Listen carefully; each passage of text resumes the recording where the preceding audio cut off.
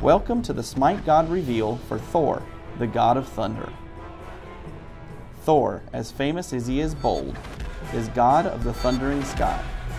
Yet his hammer, Mjolnir, is nearly as famous as he is, and Thor will not be parted from it.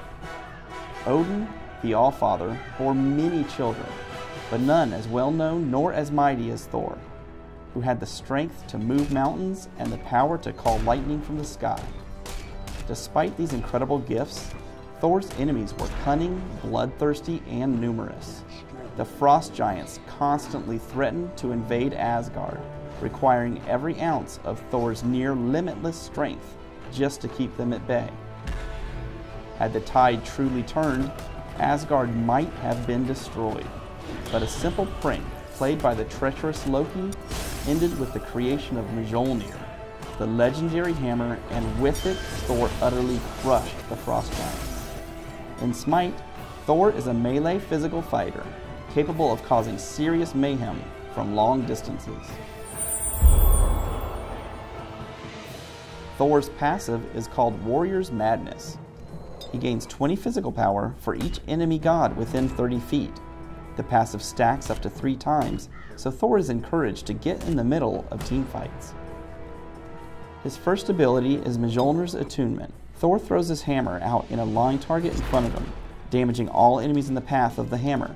The hammer then returns to Thor, doing half the damage on its path.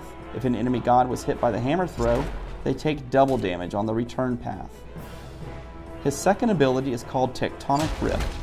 Thor slams his hammer into the ground, creating a fissure where the earth rips up from the ground, slowing enemies and creating an impassable barrier. Thor's third ability is Berserker Barrage. Thor spins his hammer wildly, damaging all enemies in a close area around him. He is immune to knock-up and slows for the duration of the ability. Thor's ultimate ability is called Anvil of Dawn. After a brief build-up, Thor flies up into the air. From there, he is able to select a distant ground target where he comes crashing down, doing damage and stunning any enemies in the radius.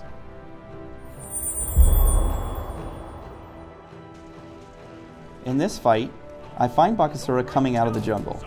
He initiates, so I fire Berserker Barrage and back out of it. I use Mjolnir's Attunement to throw a hammer and Tectonic Rift to cut off his escape. He activates his ultimate to try to bring me down, but my basic attacks end up finishing him off. This time, I see Guan Yu initiating a fight on the enemy Agni. I activate Anvil of Dawn, target the enemy, and crash down, stunning him.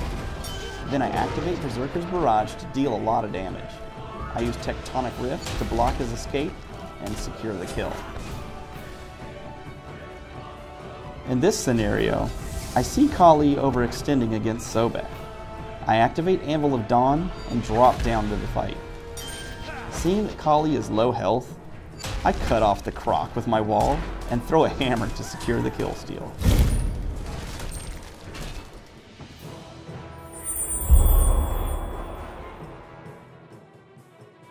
Thor works best in a lane with a ranged slower or disabler. Since he is melee, he has a tough time in the early laning phase.